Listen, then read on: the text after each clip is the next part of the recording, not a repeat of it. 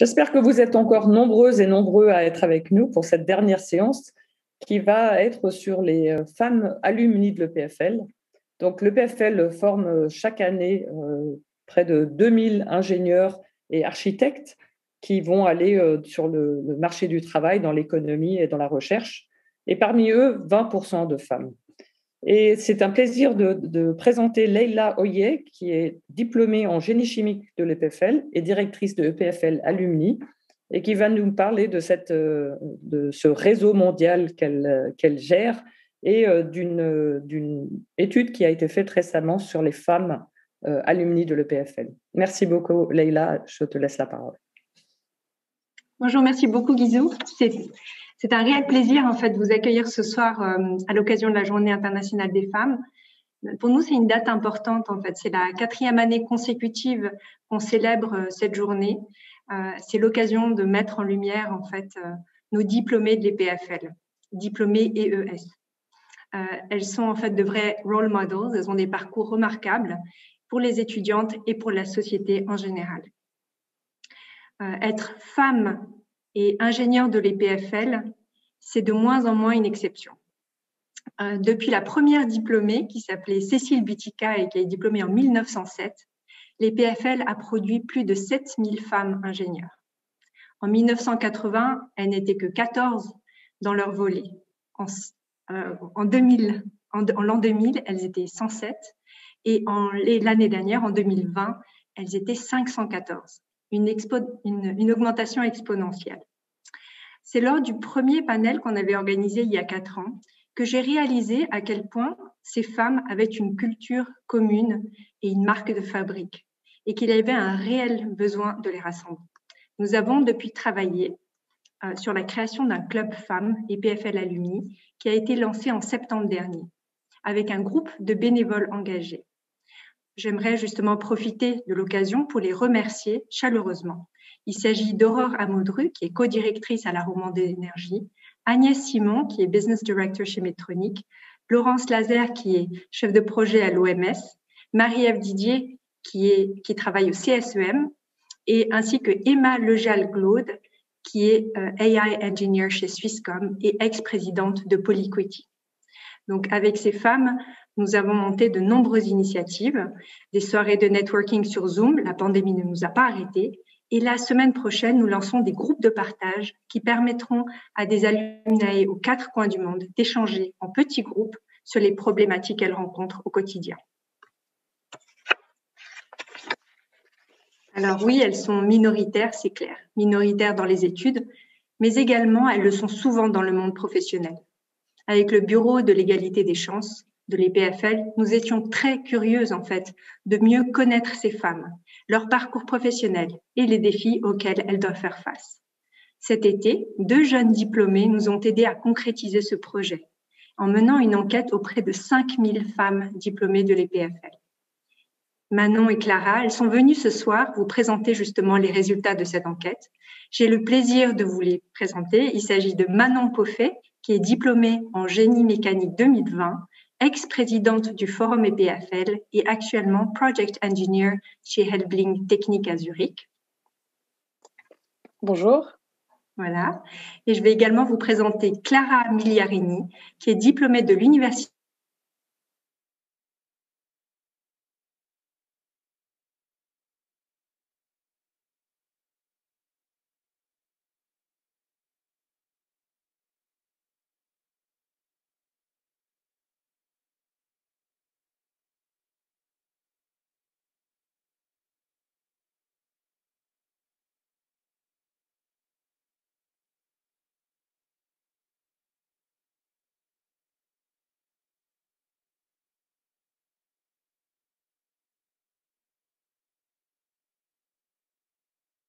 Alors, les objectifs principaux de cette enquête sont les suivants.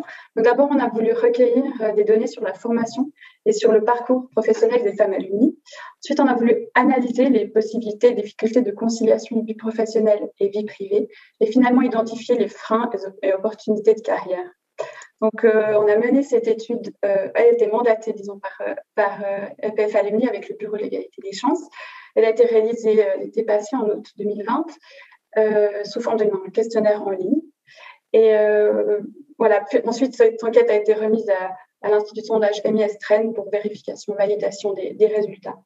Donc, la population de référence, elle est de 4 896 femmes au total. Donc, c'est des femmes diplômées des PFL dont on a l'adresse email. Finalement, 768 femmes ont répondu. Donc, c'est un taux de participation de 15,7%. Et ça correspond à une marge d'erreur de plus ou moins 3%. Et ces résultats, on a pondéré les résultats en fonction de la catégorie d'âge pour que ça soit encore plus proche, plus représentatif de notre population de référence. Donc voilà, on s'est demandé qui sont ces alumnés. Et les premières données nous montrent que les alumnés sont plutôt jeunes. Donc dans le premier graphique, on voit que plus de 68% des répondantes ont moins de 35 ans. Et dans le deuxième graphique, on voit que près de 70% des répondantes ont obtenu leur diplôme à l'EPFL entre 2011 et 2020, donc dans les 10 dernières années. Le pourcentage total des femmes diplômées augmente très fortement avec le temps, comme on peut le voir. Donc, elles étaient 7% seulement avant les années 90, et actuellement, elles sont 27% diplômées de l'EPFL entre 2011 et 2020.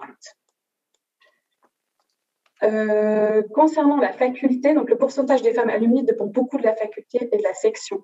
Donc, par exemple, ici, on voit qu'en sciences de la vie, en SV, 48% des diplômés sont des femmes.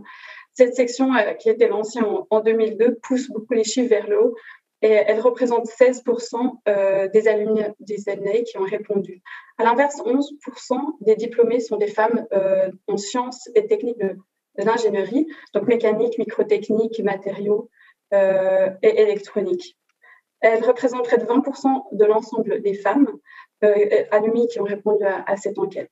Donc, ensuite, le plus grand nombre des diplômés viennent en fait d'ENAC, faculté d'environnement naturel, architectural et construit, majoritairement de la section d'architecture. En fait. Concernant le dernier titre retenu à l'EPFL, près de 70% des alumnés ont obtenu un master à l'EPFL et un quart un titre post-grade. Donc, on a aussi vu que près de 40% ont poursuivi leur formation, que ce soit un doctorat, un post-doc ou des formations. Voilà. Ensuite, on a regardé un peu plus précisément leur activité professionnelle actuelle et on a pu voir que 92% de la population sondée exerce actuellement une activité professionnelle et une large majorité de la population travaille à plus de 80%. On a aussi comparé avec les données de l'OFS, donc de l'Office fédéral de la statistique, qui indique que 34% des femmes en Suisse travaillent à plein temps, contre 64% dans notre échantillon. Alors, il y a beaucoup de données, mais 62% des répondantes ont indiqué qu'ils travaillent dans le secteur privé à but lucratif et 32% dans le secteur public. Donc, on a regardé un peu plus en détail un peu par rapport aux sections, par rapport à l'âge et si elles travaillent à l'étranger ou en Suisse.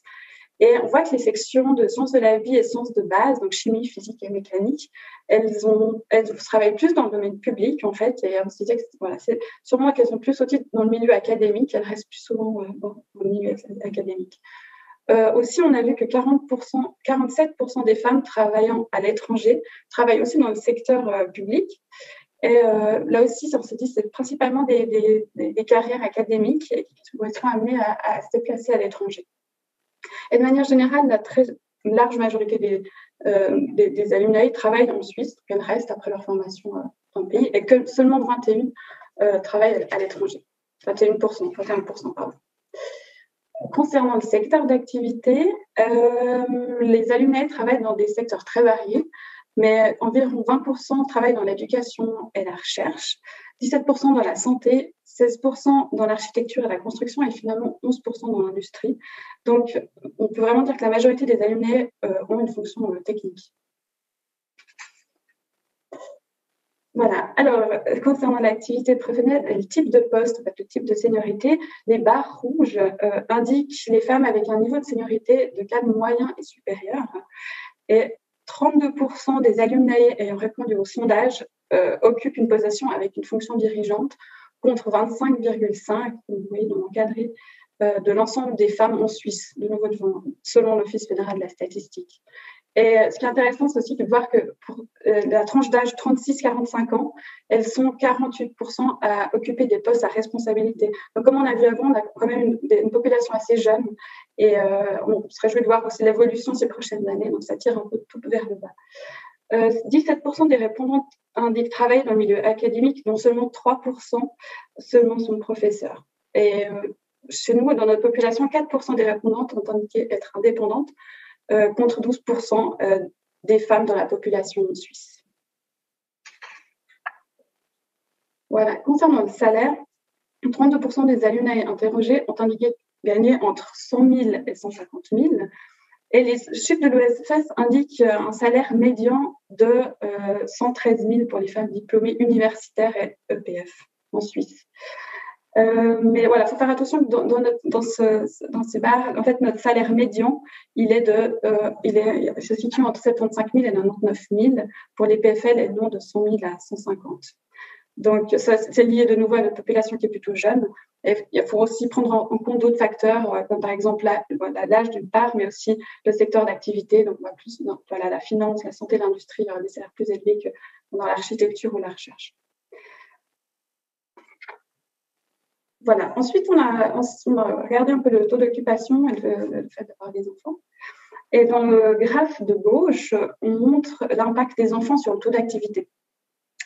Donc, en bas, on voit les barres tout en bas. Donc, 91% de nos alumni avec enfants travaillent contre 80%, c'est les barres en haut, en Suisse. Et seuls 41% ou 41% à plein temps contre 17% à l'échelle suisse. Donc, les deux raisons principales évoquées pour un temps partiel sont d'abord le fait de s'occuper des enfants et ensuite de consacrer du temps pour ses intérêts personnels. Donc, ça montre vraiment qu'elle reste très engagée professionnellement comparativement à la population suisse, mais que l'arrivée des enfants implique beaucoup de choix de carrière et des compromis. On reviendra plus tard sur ces points. Voilà, alors on s'est ensuite intéressé à la vie privée de nos alumni et à la conciliation qu'elles font avec leur vie professionnelle. Ici, on voit que 70% des alumni sondés vivent en couple, que 34% ont des enfants à charge et la plupart à partir de 35 ans. C'est ce qu'on voit dans le graphique à droite. Les barres rouges et turquoises sont les alumni qui n'ont pas d'enfants et on voit que ça diminue beaucoup à partir de 36 ans. La moyenne suisse est à 31 ans. 18% de nos alumni ont 2 enfants. Lors de notre étude, on a posé la question à nos alumni si elles avaient dû faire des choix et compromis pour concilier leur vie professionnelle et vie privée. Donc 43% indiquent n'avoir fait aucun compromis. Il y avait un certain nombre de compromis à choix, par exemple réduire les heures de travail, un rythme de carrière ralenti, choisir un travail avec plus de flexibilité, réduire les déplacements. Et donc pour analyser plus en détail, on va regarder l'impact de ces choix et compromis avec l'âge et le fait d'avoir des enfants. Donc, sur le graphique de gauche, on voit l'impact de l'âge des alumni. Sur le graphique de droite, les enfants. Donc, sur le graphique de gauche, plus l'âge avance et plus le nombre de compromis augmente. Donc, en rouge sont les femmes jusqu'à 35 ans. Et les petits triangles noirs et les carrés turquoises sont les femmes de plus de 36 ans. Et on voit qu'elles font beaucoup plus ces compromis-là. C'est encore plus marquant sur le graphique de droite, avec ou sans enfants. La différence est encore plus marquée. Donc, les triangles rouges sont les femmes sans enfants. Et en noir et en turquoise, à nouveau, on a les femmes avec enfants qui font réduire les heures de travail. Par exemple, prenons celui-ci, moins de 10% des femmes sans enfants ont fait ce compromis-là. Et on est à plus de 40% des femmes qui ont des enfants. Ici, on s'est intéressé aussi à leurs partenaires. Donc, on va voir ici les femmes avec enfants, les femmes sans enfants, aussi les partenaires qui ont des enfants et les partenaires sans enfants. La différence de compromis effectuée entre les femmes et leurs partenaires lorsqu'ils n'ont pas d'enfants est relativement faible. C'est ce qu'on voit en turquoise clair et en turquoise foncé. La différence, elle est nettement plus marquée lorsque les répondantes ont indiqué avoir des enfants. Par exemple, pour la réduction des heures de travail, 47% des répondantes avec enfants ont fait le compromis de réduire les heures de travail, tandis que 27% des partenaires ont fait ce compromis selon elles. Il en va de même pour tous les compromis énoncés. Et on constate une différence beaucoup plus marquée entre les femmes et leurs partenaires lorsqu'elles ont des enfants. La première catégorie encadrée en rouge est le non-compromis, donc les femmes qui n'ont pas fait de compromis. Celles qui ont des enfants, elles ne sont que 12% à n'avoir fait aucun compromis, contre 39% des partenaires. On s'est ensuite intéressé aux freins et opportunités de carrière. On a commencé avec les opportunités de carrière. Donc, on leur a demandé de nous indiquer dans quelle mesure les 4 énoncés qu'on leur a proposés avaient permis d'avancer leur carrière. Ces énoncés ont été repris d'une étude de l'Université de Harvard sur ce sujet. Il s'agissait d'avoir des superviseurs qui sont soutenants, le fait d'être ambitieuse, d'avoir un conjoint partenaire qui soutienne les décisions de carrière et de développer des compétences de leadership efficaces.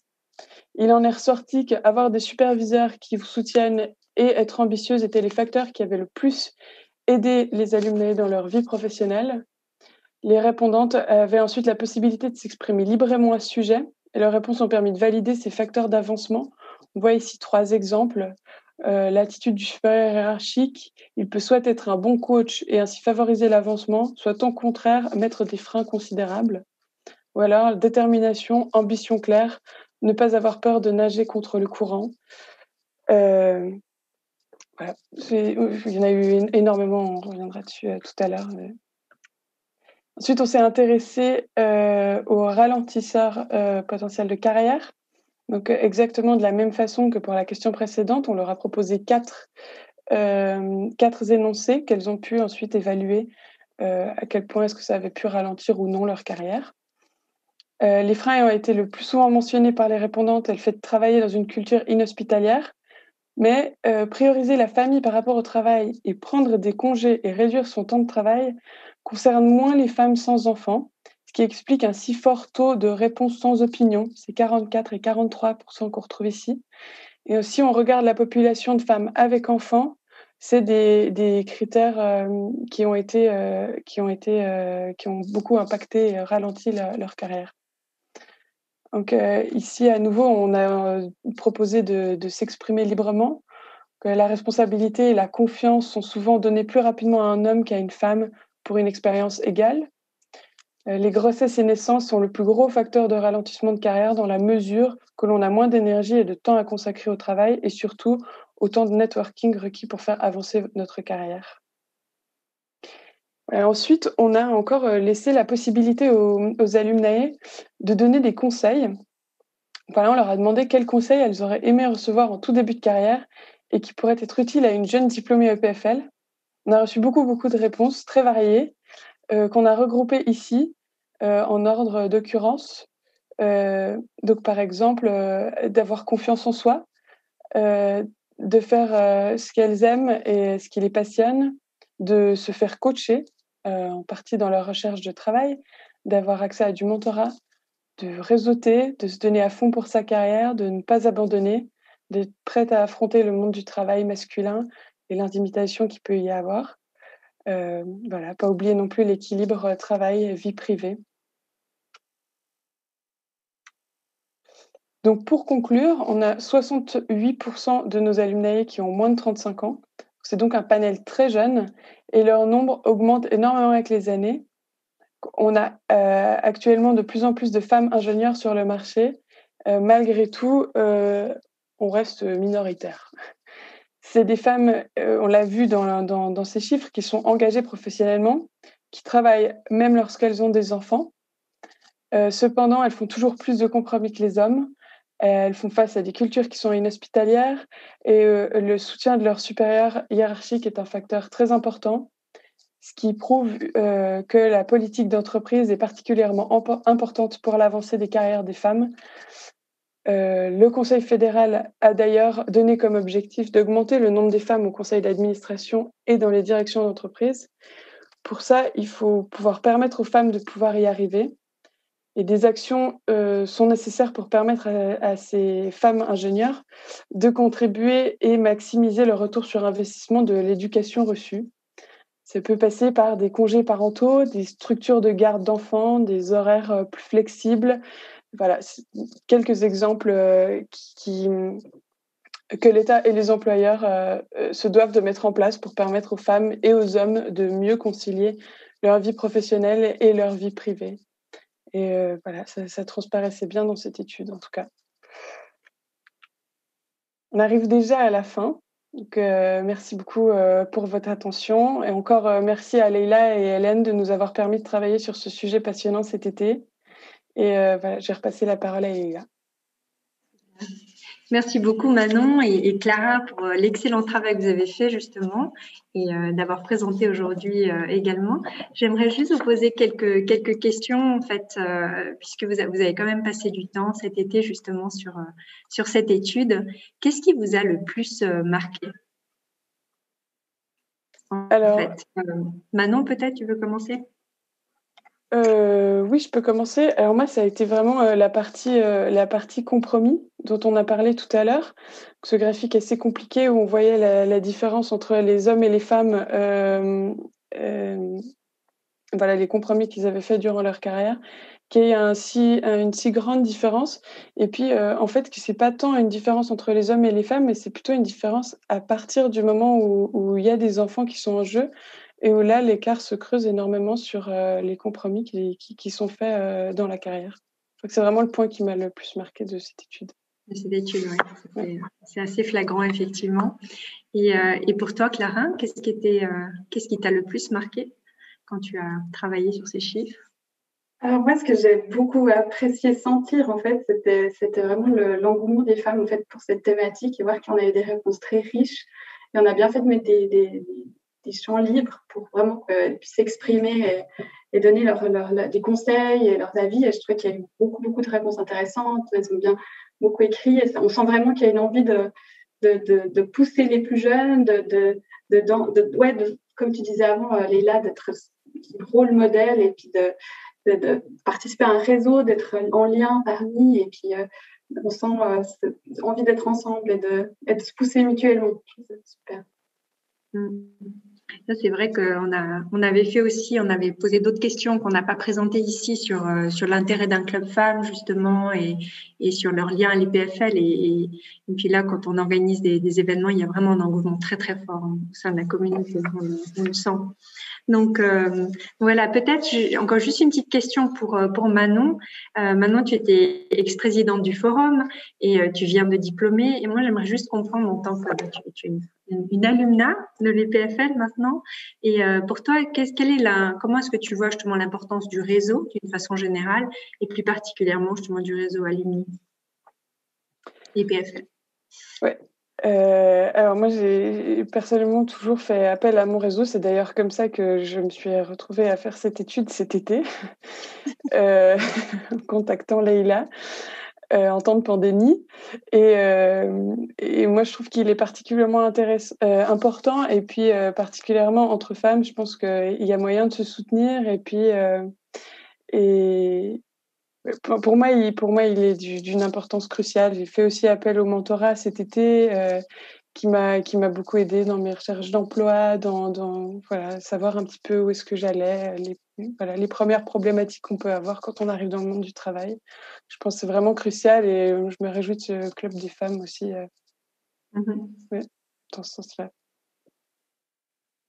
Voilà, très bien. Merci beaucoup. En tout cas, merci à Manon, à Clara pour l'excellent travail que vous avez fourni et aussi également au cabinet Mia Strand qui a passé aussi pas mal de temps sur ce projet qui nous a beaucoup aidé justement à faire les analyses. Je vous encourage justement, on va publier cette enquête sur notre site en fin de semaine et je vous encourage à aller voir, il y a plus d'analyses. Là, on avait juste 15 minutes pour présenter, donc on vous a donné vraiment les résultats high level, mais il y a beaucoup plus de croisements qu'on a fait et d'informations.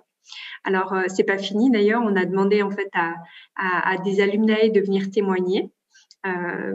Sur la base de ce rapport et également à une étudiante et elles vont partager maintenant leur point de vue en fait à travers d'un panel. Donc je vais passer la parole maintenant à Hélène Fugger qui est la déléguée à l'égalité des chances à l'EPFL avec qui nous avons collaboré justement sur cette enquête mais aussi sur de nombreux projets et donc je vais passer la parole en fait à Hélène. Elle devrait se retrouver. Voilà le panel est là. Donc, Très bien. Je ne sais pas si on nous voit déjà à l'écran. Hélène. Nous, on est là. Voilà.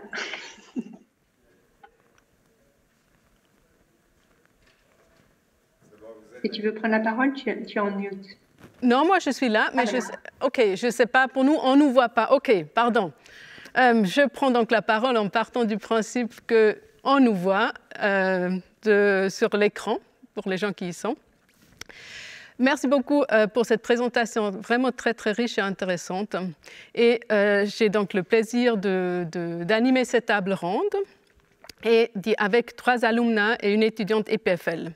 Et plus précisément avec Assia Garbinato, qui a obtenu son doctorat en informatique en 2000 et qui est aujourd'hui Chief Data Officer à Romande Energie.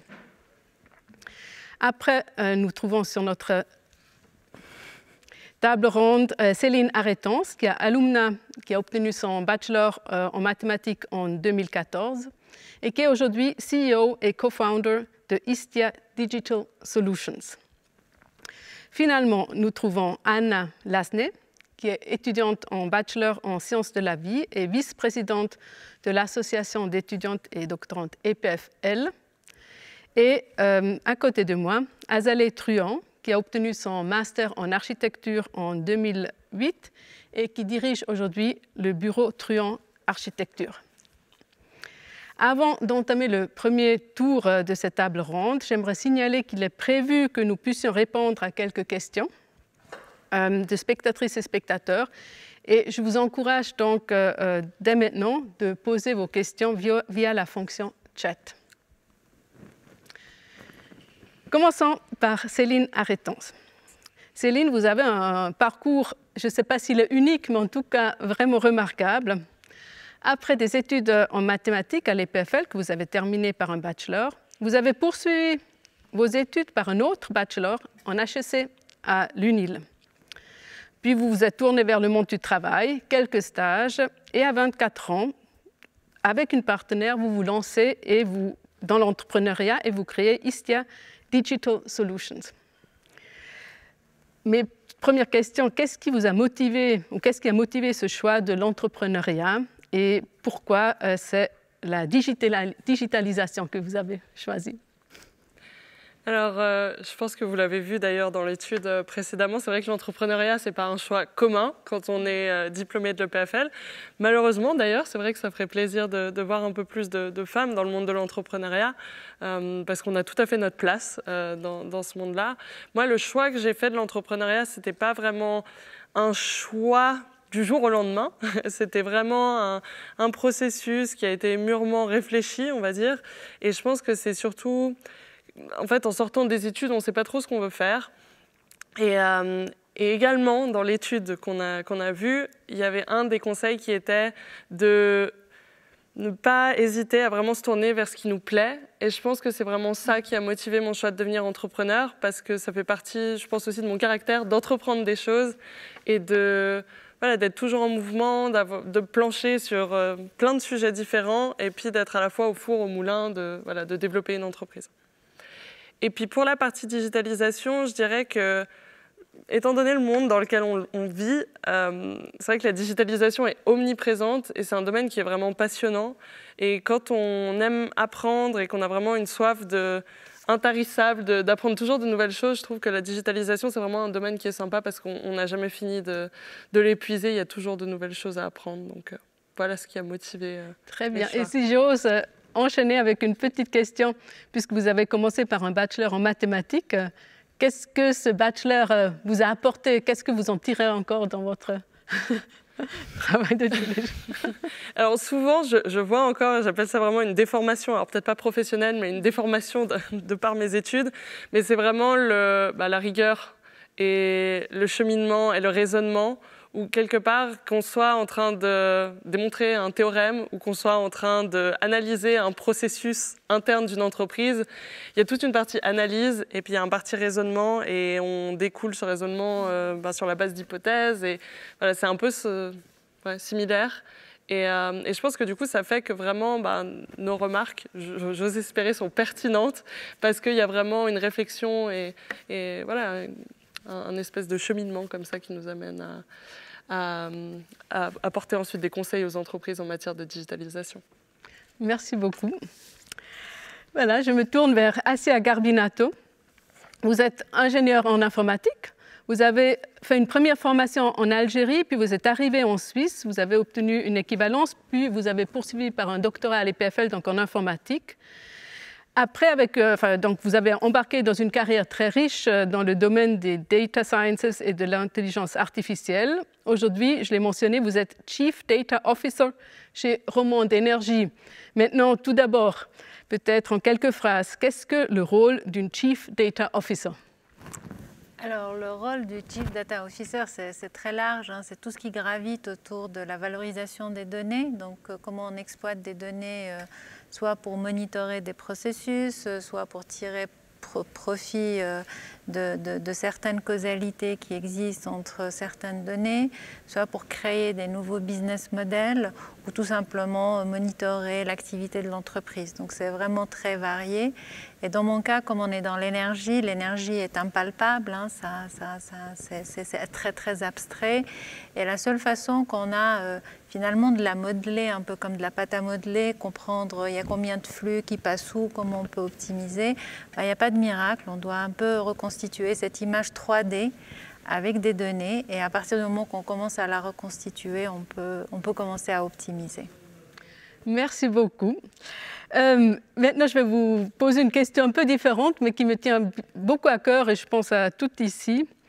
L'informatique est un des domaines d'études en Suisse, en tout cas, avec le taux de femmes le plus bas. Je crois qu'à l'EPFL, au niveau bachelor, on a 16% d'étudiantes. Et on voit que les stéréotypes associés à l'ingénierie, à l'informatique, enfin que c'est toujours des métiers associés au masculin. Et ce stéréotype, j'ai l'impression qu'on le retrouve aussi dans le nombre très bas de jeunes femmes qui choisissent l'option maths et physique au gymnase, en Suisse en tout cas, qui est aujourd'hui à peu près 25%. Qu'est-ce que vous avez envie de dire à ces jeunes femmes qui se trouvent devant le choix de l'option au gymnase? Et qu'est-ce que vous avez peut-être aussi envie de dire à leurs parents, à leurs proches? Merci beaucoup Hélène pour cette question qui me tient beaucoup à cœur parce que c'est une question à laquelle j'ai été confrontée avec ma propre fille qui a aujourd'hui 15 ans et demi, qui a choisi l'option maths physique. Et à la première épreuve, donc quand elle avait choisi cette option, à la première épreuve qu'elle a eue où elle a eu mauvaise note, elle est venue me voir en me disant « mais tu vois, je ne suis pas faite pour les maths ». Et moi, cette phrase m'a beaucoup marquée et puis on a vraiment passé un petit moment toutes les deux. Et puis je lui ai dit, et je le pense très très sincèrement et très profondément, cette phrase « je ne suis pas faite pour », c'est le début d'un voyage. Il y aura plein de moments où on sera tenté de dire « je ne suis pas faite pour ». Je ne suis pas faite pour cette carrière, je ne suis pas faite pour ce poste, je ne suis pas faite pour ce défi, je ne suis pas faite pour ceci, je ne suis pas faite pour cela. Donc pour moi, ce « je ne suis pas faite », c'est presque plus lui qui me révolte que l'histoire des maths ou de la physique, parce que, ayant fait moi-même des maths et de la physique, je suis plus impressionnée par des gens qui font de la philosophie que personnellement, voilà, c'est une science comme une autre et toutes les sciences ont leur complexité.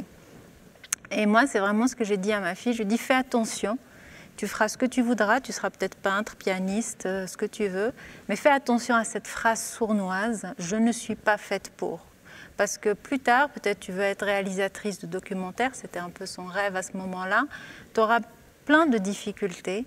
Et si face à chaque difficulté, tu dégaines « je ne suis pas faite pour », ben, pour moi, c'est le début du rapetissement. On se rapetissit, on rentre dans sa carapace, on apprend à devenir petit, on apprend à se prendre des petits défis. Et voilà, moi j'ai envie de dire aux filles, soyez courageuses et croyez en vous, tout simplement. Et essayez, c'est tout. Et puis je pense là, il faut adopter cette attitude masculine que je trouve très inspirante, d'être plus guerrière et puis fake it until you make it.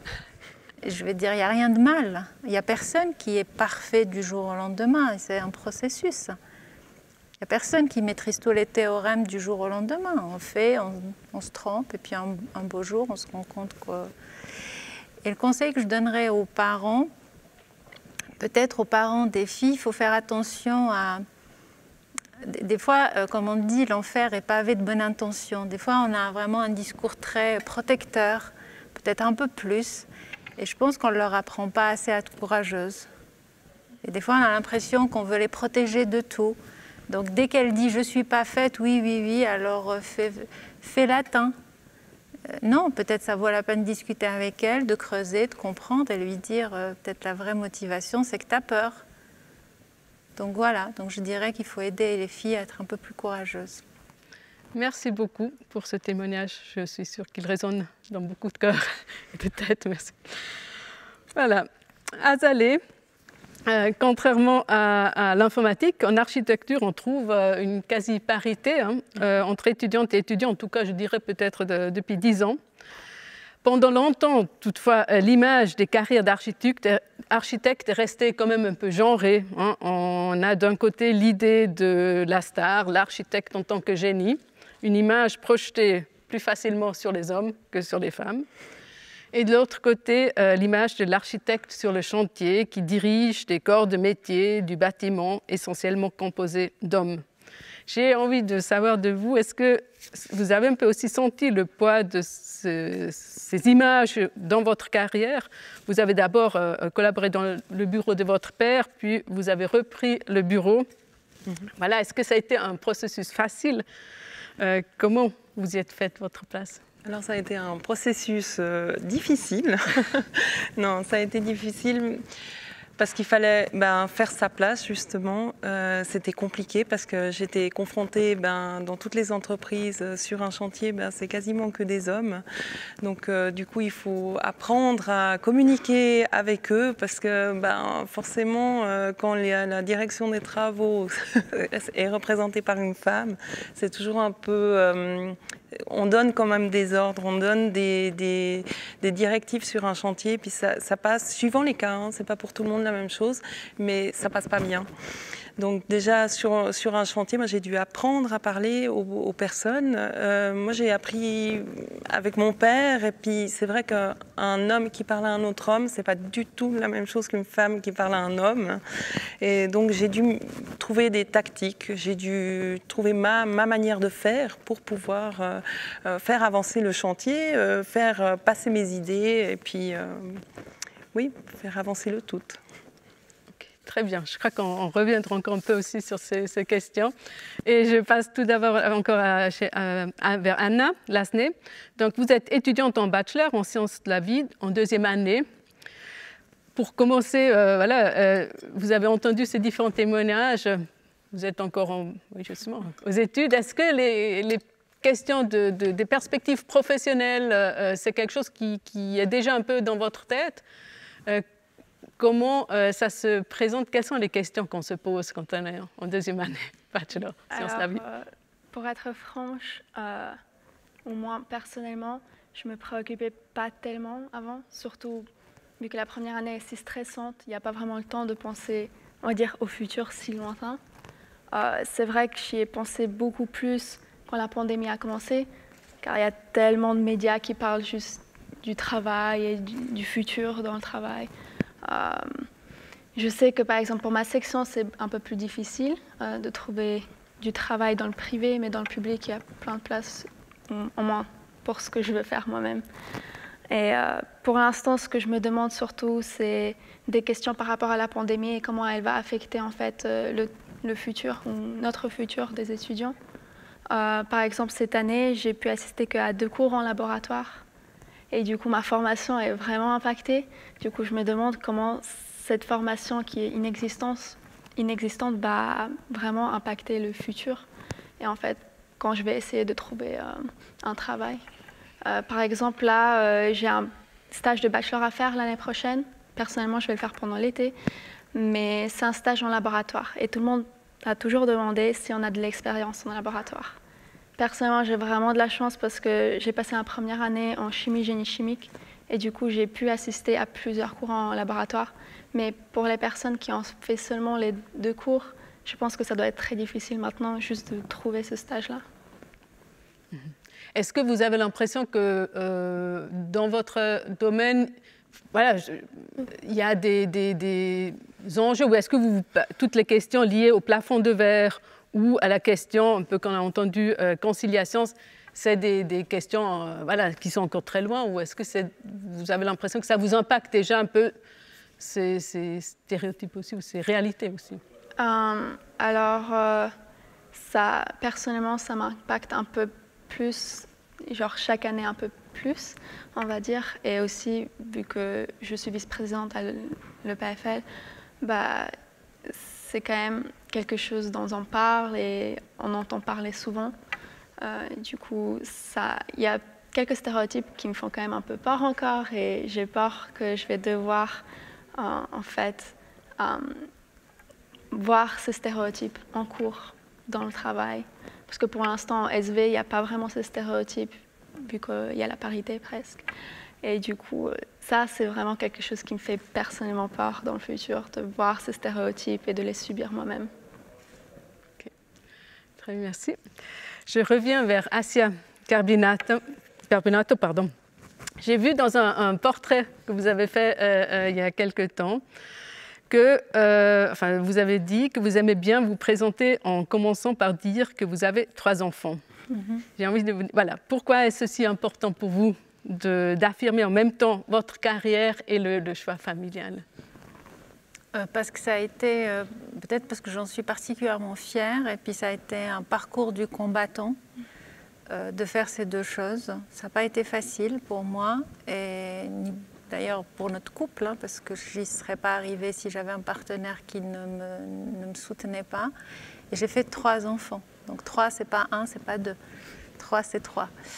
Et j'en suis particulièrement fière. Et ça montre aussi que si on aime ce qu'on fait, on peut trouver la force, même si on a 3 enfants.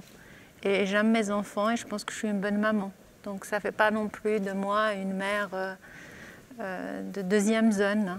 J'ai des moments de très grande qualité avec mes enfants. Je suis très proche, je suis très affectée quand quelque chose leur arrive.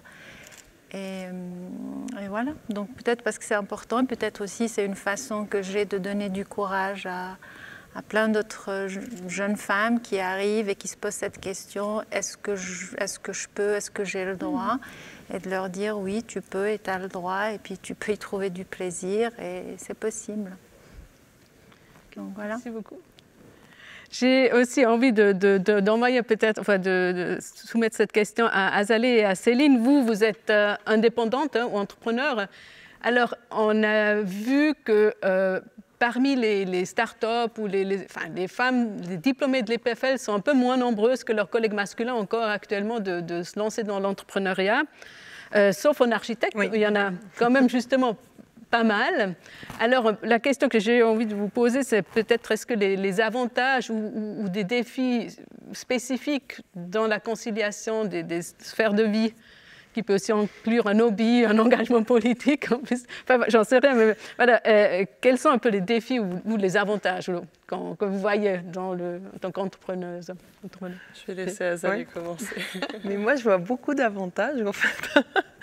Non. Moi, avec le bureau, en fait, ça me permet de régler pas mal de choses. C'est-à-dire qu'effectivement, on a des horaires dans le sens où je dois être présente sur les chantiers, je dois avancer au bureau.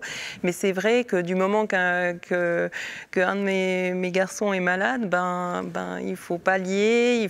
Soit c'est mon conjoint qui le fait, soit c'est moi. Mais ça me permet de modifier totalement mon planning. Être son propre patron, c'est génial pour ça. Moi, il y a bien des soirs où je travaille très tard, où je mets les enfants au lit, je repars, je travaille. Et puis, ça me permet de rattraper ce que je n'ai pas pu faire la journée, tout simplement. Et c'est aussi agréable, parce que souvent, on dit « Ah oui, mais tu travailles le soir, tu prends sur tes heures de sommeil. » Non, c'est très agréable, parce qu'au fait, vous n'avez pas le téléphone qui sonne, vous n'avez pas les coupures de mail. Donc, c'est du travail, moi, j'aime bien. Moi, c'est quelque chose que, voilà, dans ce côté-là, je trouve pas mal. Pas de désavantage, du coup? Non, ouais, il y en a, mais bon, je passe outre. On n'a que 4% de femmes. Non, mais il y en a, mais voilà, faut faire avec, parce que c'est aussi un choix d'avoir des enfants. Et puis, moi, je suis très contente d'avoir mes 2 garçons, donc voilà. Alors moi, je dirais que je suis très admirative des femmes justement qui arrivent à gérer leur carrière et puis en même temps être à des niveaux de responsabilité très élevés ou bien à gérer leur propre entreprise. Moi, je dois avouer que pour l'instant, la gestion de mon temps, elle est un peu plus compliquée, mais je pense aussi que le fait d'avoir des enfants, ça permet de faire des breaks et puis de se dire « Ok, maintenant, je consacre du temps pour moi et pour ma famille », chose qu'il est plus difficile de faire, je pense, lorsqu'on n'a pas vraiment d'obligation.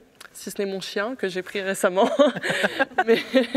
mais voilà, c'est le seul moyen un peu de faire des breaks et puis de se discipliner. Donc clairement, la liberté, c'est un avantage incroyable, mais c'est à double tranchant aussi, parce que qui dit liberté dit aussi la liberté de s'organiser de manière un peu plus folklorique, on va dire. Et du coup, voilà, faire la part je trouve, entre le privé et le professionnel, lorsqu'on a son entreprise, c'est très compliqué. Et encore, la semaine dernière, j'avais le Covid, j'étais malade. Le dimanche, il y avait une urgence chez un client. J'ai dû répondre, quoi. Et après, je pense que c'est aussi à nous de mettre des barrières. Mais oui, ça c'est important.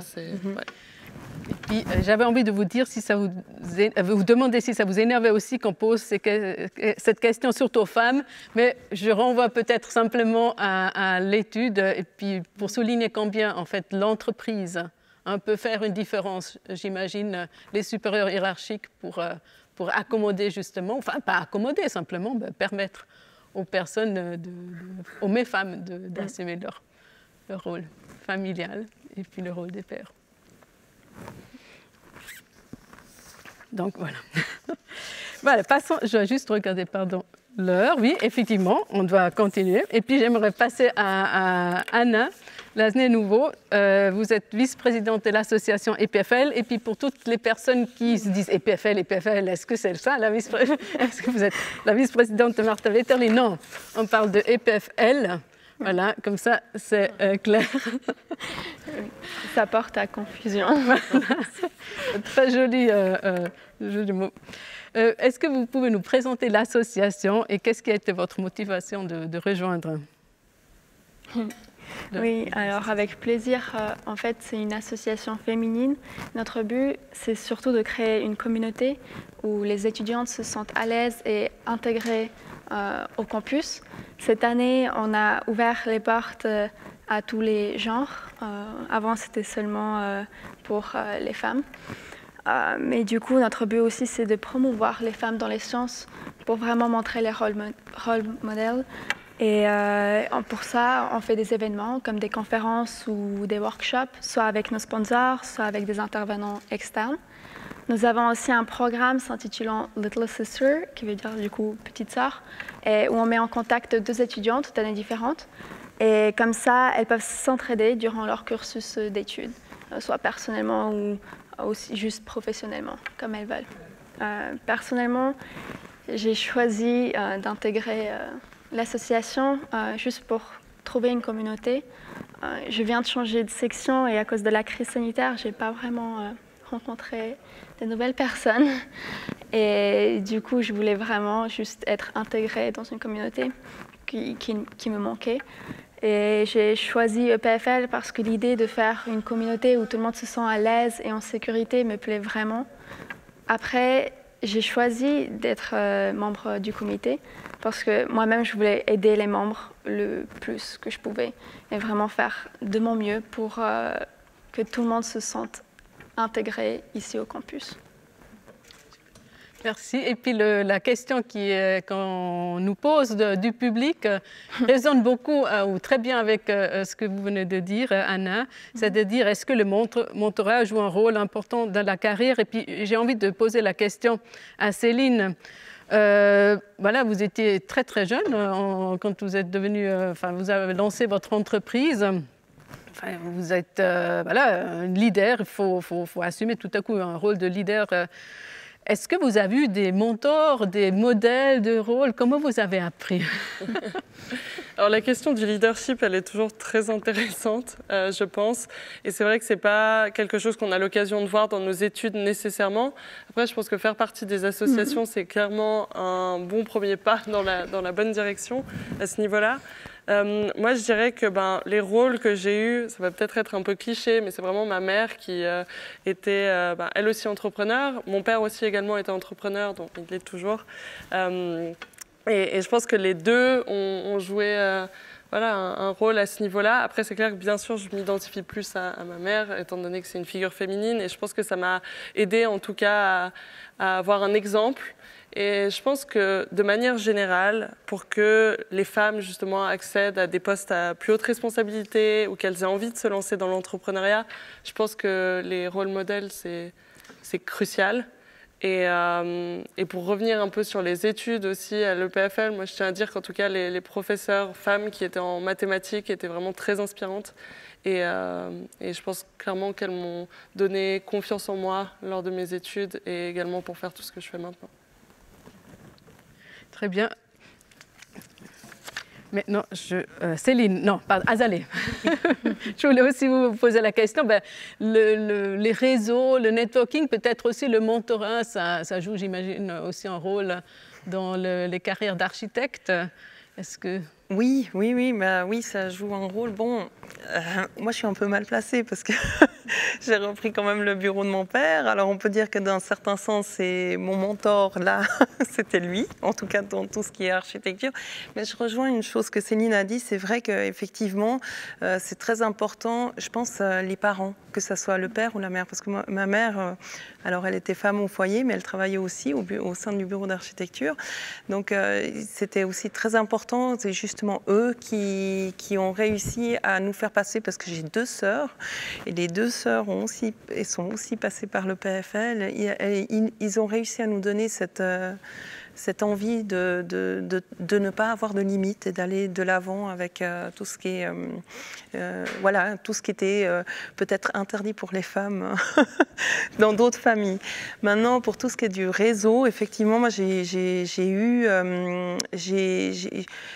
Bon, il y a toutes les associations professionnelles ou d'anciens étudiants, que ça, c'est un bon réseau. Et puis après, bon, moi, j'ai eu aussi beaucoup de mandats à travers les amis d'école, parce que moi, j'ai fait toutes mes écoles ici, donc c'est vrai que j'ai de la chance d'avoir ce réseau-là. Effectivement, il ne faut surtout pas sous-estimer l'importance du réseau des pairs dans une carrière professionnelle. Je crois que ça, c'est effectivement sûr. On a parlé un peu de modèles de rôle, d'exemples, et bien sûr, quand on parle de ça, il y a aussi la question de la visibilité des femmes dans les instances de direction et de nos entreprises. Et en Suisse particulièrement, on est vraiment encore loin du compte.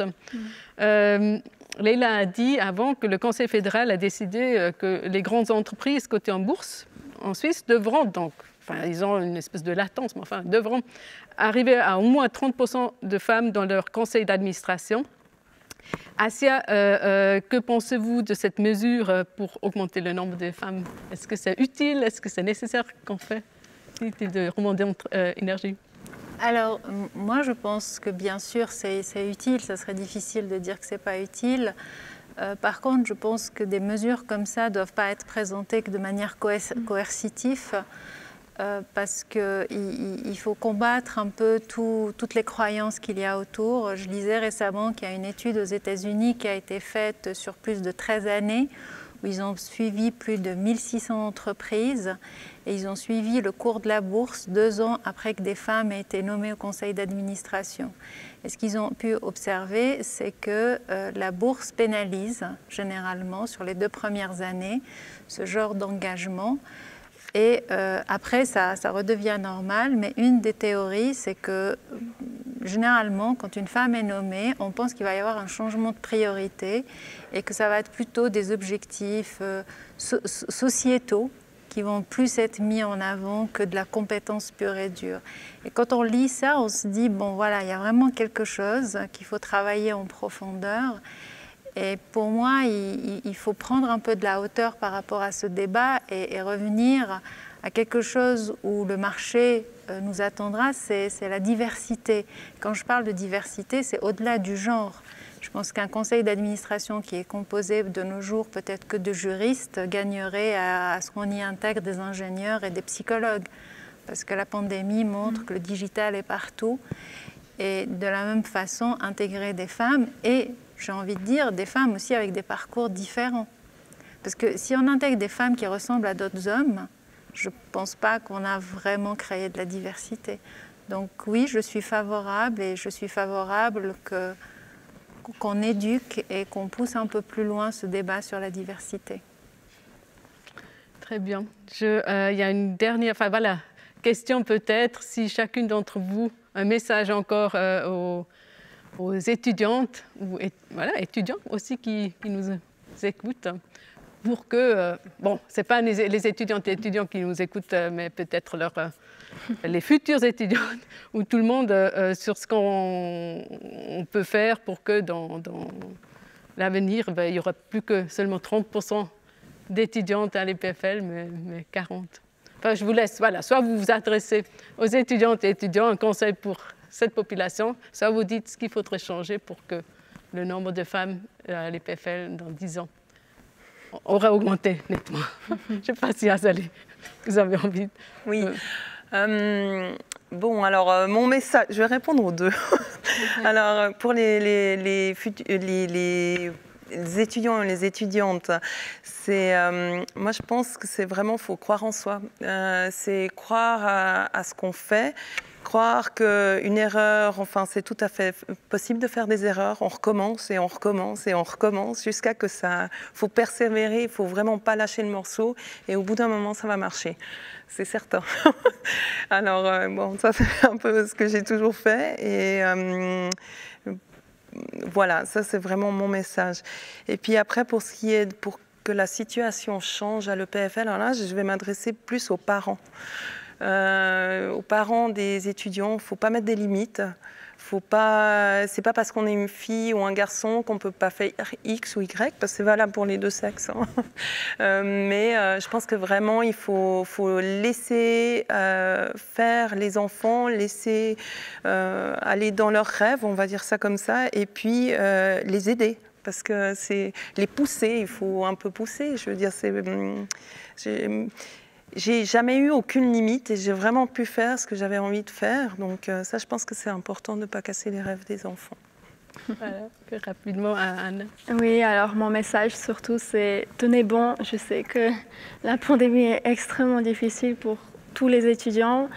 Sans aucune vie sociale, c'est difficile de décompresser.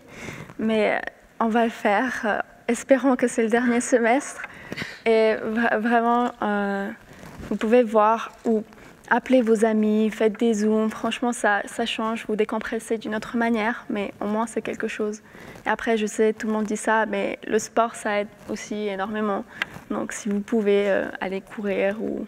Moi, par exemple, je me suis acheté des patins, donc ça c'est sympa aussi.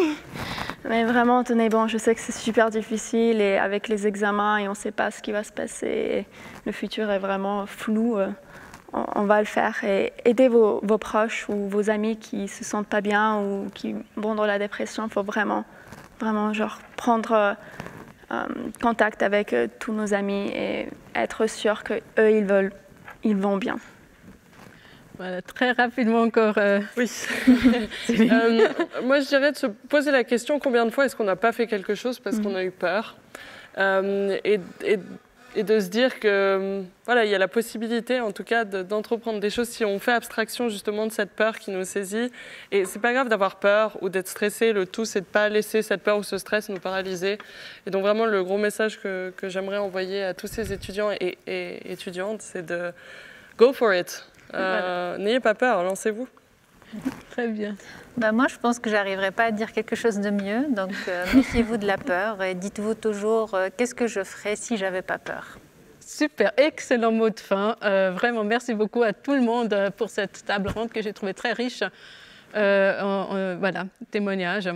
J'ai donc le plaisir maintenant de passer la parole à nouveau à Leïla.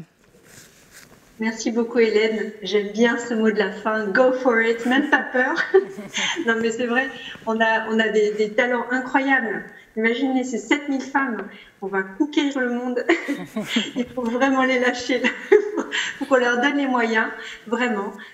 La société, les entreprises, tout le monde, il faut qu'on leur permette en fait vraiment d'apporter leur talent en fait à la société et en même temps, voilà, on veut toujours avoir en fait quand même une relève pour la suite. Hein, et il y a le travail, mais il y a d'autres choses aussi. Donc, un grand merci vraiment à tous pour vos témoignages, aussi pour l'étude. Il y a d'ailleurs en fait des témoignages filmés qui ont été faits également, que vous trouverez, qui vont être publiés très prochainement sur les réseaux. Donc voilà, elles ont participé aussi, Azalée, Asia et Céline en fait à ce projet. J'aimerais aussi vous dire que sur Instagram, en ce moment, il y a Emma qui a pris un takeover de notre compte EPFL Alumni et qui va parler toute la semaine en fait d'égalité. Donc je vous recommande d'aller voir tout ça.